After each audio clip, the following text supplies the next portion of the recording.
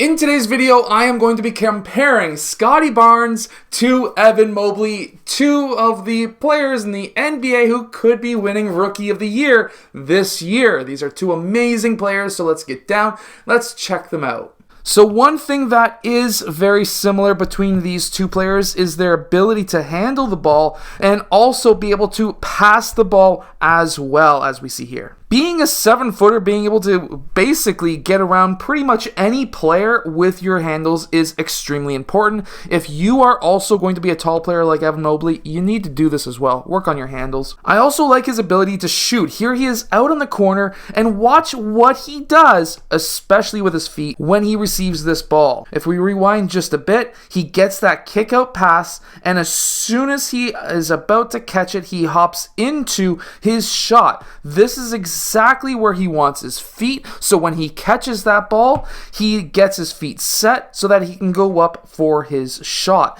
Something that I will really break down too is his actual shooting form. He has a very high release. If you've got long arms, this is going to help you. Have a high release, you'll have a more accurate shot. Now, while Evan Mobley is not one of the bigger players in the NBA, we can see that with his post moves, he can actually be able to still hang with players who are bigger or the same size. Now, what we do see here is a very good post move where he takes a little bit of a hop and goes right-left. That is going to allow him to have the momentum to get towards the middle of the key, because when he gathers, he's on his right foot, which means he can still take two steps. And with that first step, he bumps his shoulder into the chest of that defender, and then he goes up for that baby hook. This is a very pro-level move, which is why I kind of compare him to Hakeem. He's also very good at using the screen and roll. Once he sets this screen, he's looking at his man. He's looking at his guard, because now when he's watching what's happening with his man switching off, he can then roll towards the basket. Watch how he's also able to seal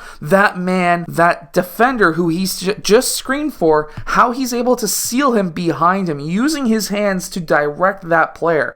Then he's still able to finish with contact and the N1 dunk. Now, watch what he does out on the corner. We have a player who is driving towards the middle of the key. He gets that help side defender, and then Evan Mobley cuts back door. This is huge. This is something that so many young players don't do. If you have a player who's driving down the middle of the key and your main defender is either underneath the net, which is a mistake that we have here, or playing in the middle of the key to try to play help defense, you need to cut back door, because that will always be open. It's actually his job to rotate down and his job to rotate over, which then means that if those rotations don't happen, you can get some open layups or dunks. Now, on the offensive rebounds, why he gets so many offensive boards, he's actually, I think, second right now for rookies, first being Scottie Barnes. Why he's able to get this layup is because, of course, what does he do? Well, let's really analyze.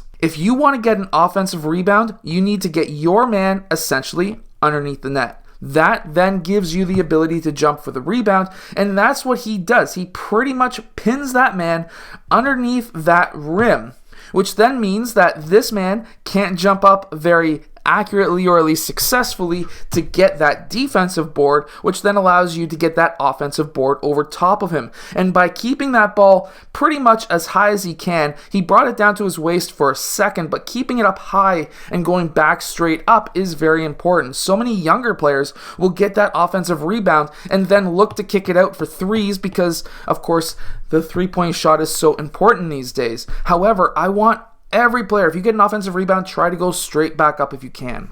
Here we see Evan Mobley setting that screen and rolling towards the basket. He's initially not getting that pass, and so many players would, at the younger levels anyways, would fill out. However, he stays in the middle of the key and gets himself big and open. Watch, look at him in the key. He gets his feet wide. He has balance in case there's a weak side who comes over to try to hit him.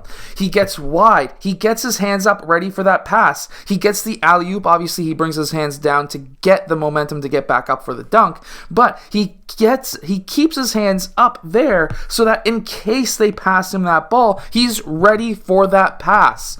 And because of that, that will allow him to get that ball, but here he gets the alley-oop anyways and dunks it on LeBron. And again, gets that ball, offensive rebound, turns back around, and goes up for that dunk. Go straight back up. You get the offensive rebound, go back up. Okay, so what makes Scottie Barnes so good? In this clip, we can actually see what just amazingness he has. So when he is getting this screen from Boucher, this defender starts to go over top of the screen, trying to essentially cut off that screen. We can see that with that step up, trying to get his foot in position to get over top of that screen to stay with Scottie Barnes. Scottie Barnes notices that and attacks back. DeRozan made a mistake there. But because Scottie Barnes has such long strides, DeMar DeRozan is unable to stay with him.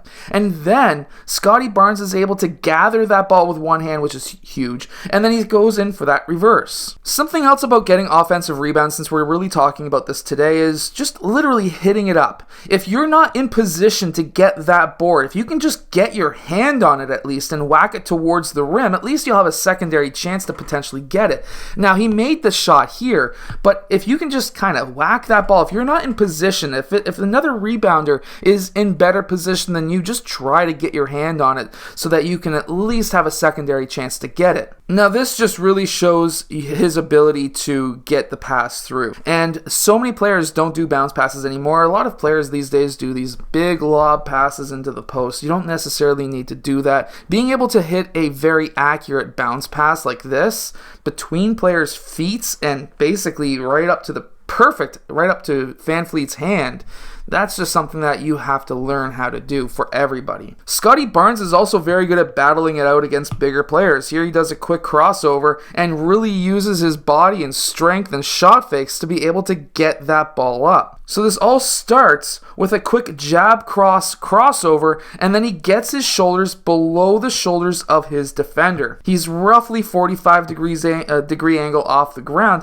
and takes a really long step, and then on that last dribble, he hops into his stance. This hop is very important because now it gives him the option to use either foot as a pivot foot. From here, he does a quick shoulder fake towards his left and then a shot fake towards his right. Gets his shoulder into that defender so that he can go up for that shot. Now, we have to remember that when you use your shoulder, you have to make sure that it's over top of your foot, and he's pretty much over top of his foot. It's not an offensive charge, and then he's able to go up with that layup. Scottie Barnes has also really improved his ability to shoot recently as well. It's up close to the 40% range now, where the season started it wasn't. Scottie Barnes is also very smart because when he gets this ball into the middle of the key, he understands he's going to have multiple eyes on him, which then means that somebody is going to be open. And that somebody is Chris Boucher, who was very smart cutting from the corner. Remember what I was mentioning earlier when it came to Mobley. And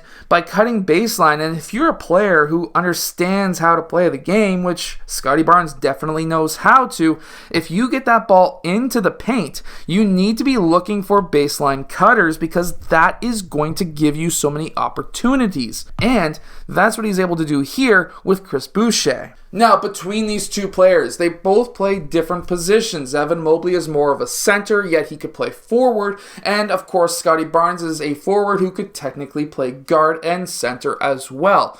Both of these players are going to be big impact players in the NBA. Who's better? It's really hard to say right now. Scottie Barnes has better stats, yet Evan Mobley can have ridiculously huge rebounding games. Between them, I think that they could probably share the Rookie of the Year. I hope that you've enjoyed today's video. If you have, hit that like button, subscribe, and I'll see you guys again next time.